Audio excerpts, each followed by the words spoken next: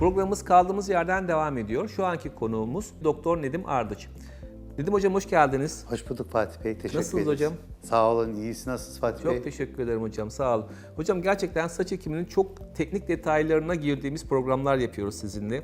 Bugün de yine teknik detaylardan sormak istiyorum. Şimdi saç ekiminde özellikle çok küçük tırpanlarla aldığınızdan hep bahsediyorsunuz. Bir de ekim aşamasında DHI tekniği ya da safir uç tekniği ile ilgili ya da klasik yöntemden bahsedeceksiniz. Biraz bunun ekim aşamalarındaki detaylarından, açılarından, yönlerinden bahseder misiniz? Biraz daha böyle bilgilenmek ve saç ektirmek isteyen kişileri bu anlamda aydınlatalım. Şimdi aslında saç ekimi dediğimizde iki tane metot var. Yani bir tanesi foot, bir tanesi fuye. Evet. Aslında bunun harici bir metot yok. Evet. Geri kalan metotların sadece kullandığımız ekipmanların isimleri sanki bir metot gibi anlatılıyor.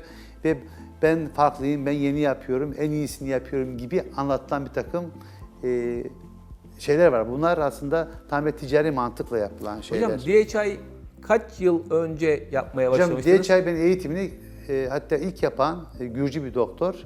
Prag'da bir klinik var. O klinikte yapıyordu. Ben o eğitimine gitmiştim. 2005 yılında gittim. Yani Ve 2005 ile 2007 arasında ben çok gölgün olarak yaptım. Bu yeni metot değil. Yıllar önce var olan metottu. Bunu sizin biraz daha açacağız çünkü. Bu çok önemli bir konu. Bunu konuşmak lazım. Evet. İşte birisi diyor ki safir saç ekimi. Safir aslında bir saç ekimi metodu değil. Bir kanal açma metodu. Yani ama insanlarımız bunu sanki bir metotmuş gibi bize soruyor. Sen safir mi yapıyorsun? Sen DHI mi yapıyorsun? Sen kalem mi yapıyorsun? İşte bu bilgisizlikten kaynaklanıyor. Bizim internette insanlar internet 3-5 şey okuduğunda sanki bu işi bildiklerini zannediyorlar. Böyle bir şey değil. İşte böyle DHI denen metot yaklaşık 15 yıldır var. Sanki çok yeniymiş gibi anlatılıyor. Evet, DHI denen metot kanal açmadan bir saçı çıkartan bir grefti cilde yerleştirmek için bir metot. Kalem tekniği Kalem tekniği deniyor buna. Diğer ismi de. Evet. Şimdi bunun avantajı ne? Evet, bunun bir avantajı var. Ama dezavantajı da var. Şimdi düşünün ki saç kökünü ya da şöyle gösterebiliriz. Şöyle bir saç kökümüz var. Saç ekimi sırasında yani şöyle bir alanımız var. Yani saçın kökünün bulunduğu alan. Saç ekimi sırasında asla ve asla şu alana zarar veremezsiniz. Ekerken buradan tutamazsınız. Evet. Eğer ki buradan tutar bunu ezersiniz, bunu öldürürsünüz.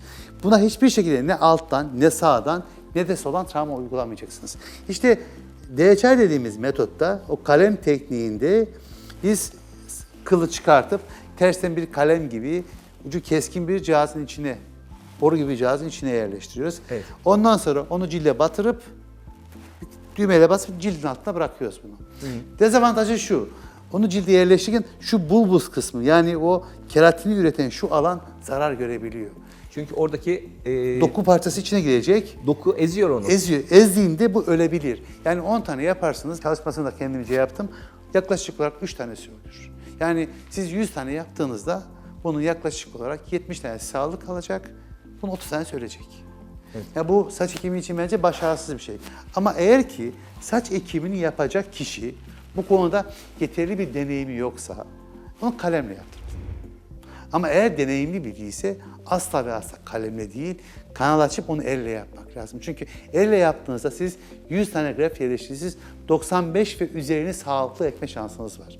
Ama oysa ki burada ne kadar iyi olursanız olun yaklaşık %30'unu yani 10 tanenin 3 tanesini kaybedeceksiniz. O yüzden deneyimsiz bir elde kalem metodu öneriyorum. Ama deneyimli bir elde kesinlikle manuel yapmak daha mantıklı.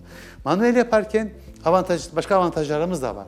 Diyelim ki saç olan bir alana saç ekeceğiz.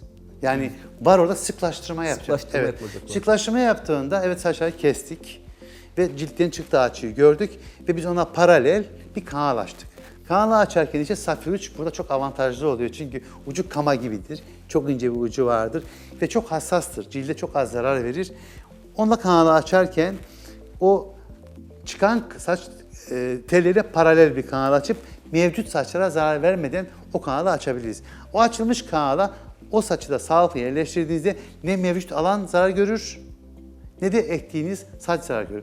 Oysa DHI dediğimiz metotta her defasında bir tane ters yerleştirip onu her defasında yerleştiriyorsunuz. Yani aslında her defasında siz o açıyı yakalamanız lazım.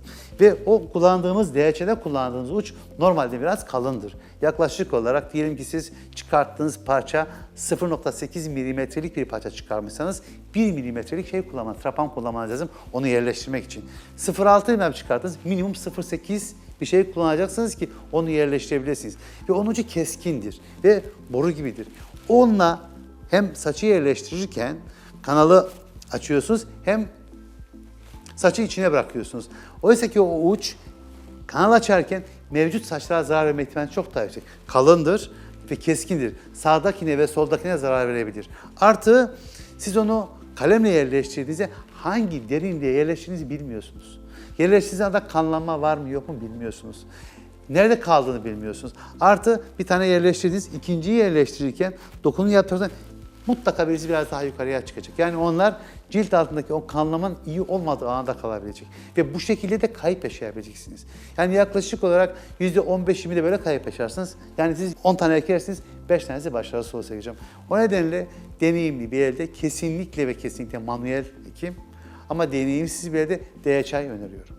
Hocam ikincisi şimdi bu kalem tekniğiyle yani DHI tekniğiyle ekildiğinde sonuçta her defasında yeni bir açı bulmaya çalışıyorsunuz aslında. Çünkü saç ekiminde açı da çok önemli bir şey. Mesela sağdakiler sağa, soldakiler sola, ortadakiler yana doğru. Mesela tepe bölgesi dönerek ekilen bir teknik. Ama DHI'de her defasında bu açıyı ona göre ayarlamak biraz daha zor oluyor. Ama diğerinde siz aynı açıdan devam ediyorsunuz. Aynen. Biraz bundan bahseder Hocam misiniz? şimdi şöyle, Kanallaşma tekniğinden. Evet. Aslında ben bunu şöyle biraz daha ileri getireyim. Aslında bizim bu ön kısımdaki saçlarımızın çıkış açısıyla donör sağdaki saçlarımızın çıkış açısı farklı değil. Açı farklı sadece şu dönemeçin olduğu tepe kısmında fark ediyor. Evet, vertex dediğimiz tam tepe. Oradaki o dönemeçi yapmak o tamamıyla bir sanat zaten.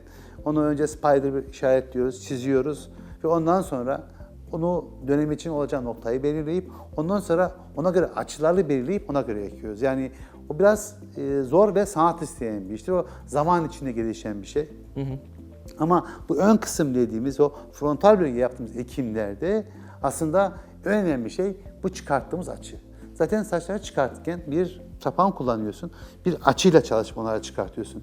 Aslında sizin beyninizdeki nöronlarınızla parmaktaki kaslar arasında bir korelasyon, bir açı gelişiyor. Ekstrapiramidal sisteme geçiyor. Yani beyni düşünmek zorunda değil. Evet. Sadece aynı hareketi yapıyor. Aynı hareketi yapıyor. İşte önemli olan kanal açarken aynı elin, yani o saçları söken elin aynı açıyla aynı kanalları açması. Ona alışında aynı şekilde aynı açıyla aynı kanalları açabilirsiniz. Oldu mu sevgili hocam? İşte DHI'da ise öyle bir şey yok. Her defasında bir şey taktın, bir kök taktın ve onu yerleştirirken hiçbir zaman aynı açıyı yakalama şansın yok. Çünkü nedir? Kanal açarken sonuçta aynı şey çalar gibi, müzik aleti çalar gibi hiç açının değişmemesi lazım. Ritmin değişmemesi lazım. İşte aslında o ritmi saçları sökerken kazanıyorsun. Ve kanal açarken aynı ritimde, aynı açıda saçları açıyorsun sevgili hocam. Ama eğer ki o bölgede saç varsa siz aynı açıyı yakalayacaksınız ama mevcut andaki kıla bakacaksınız. O kılın açısıyla aynı açıda ekmeniz lazım. Yoksa sağındakine ve solundakine zarar verebilirsiniz. İşte DHI'de en büyük sıkıntı eğer ki sıklaştırma yapıyorsa mevcut saçlara çok ciddi zarar vermeye, %20, %25 zarar vermeye ihtimalim var. O nedenle sıklaştırmada asla ve asla DHI hiçbir şekilde kullanmayacağız.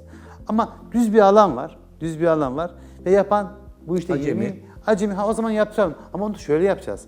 Onu da şunu öğreteceğiz mutlaka. Belli bir açıda ekmesi gerektiğini, hatta onun için daha değişik metotlar da var. Yani o kaleme tutma metotları var.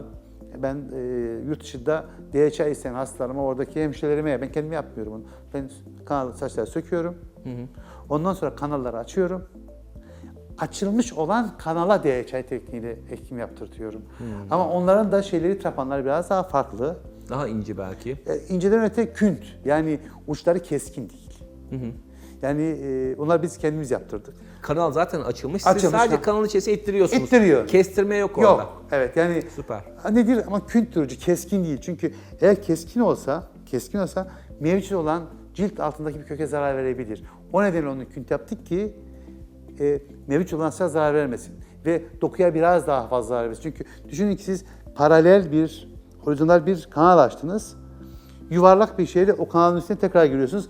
Oradan bir parça koparacaksınız. Parça kopardığı için belli bir zaman sonra saç ekimi yaptığınız saçlar çok güzel gözüktü ama ondan sonra cilt altı böyle siyah halo gibi görüntüler yapmaya başlayacak. O nedenle mutlak suretle kalem tekniğiyle yapılırsa bile 10. künt olacak. Kanal açılacak ve açılmış olan kanala künt bir kalemle ekilecek. Hocam bir de merak ettiğim bir konu şu. Mesela biraz saçı olan kişilerde dokunduğum zaman scalp diyoruz bu kafa derisine. Burada biraz da olsa biraz doku vardır. Evet. Fakat saçı tamamen dökülmüş bir kişinin derisi o kadar incedir ki direkt olarak kemiğe çok ince bir mesafededir. Böyle bir hasta saç ekiminden fayda görür mü? Çünkü aslında orada biraz damarlanmanın da azaldığını düşünüyoruz. Şimdi sevgili hocam, bazı hastalarda aşırı kalın olur.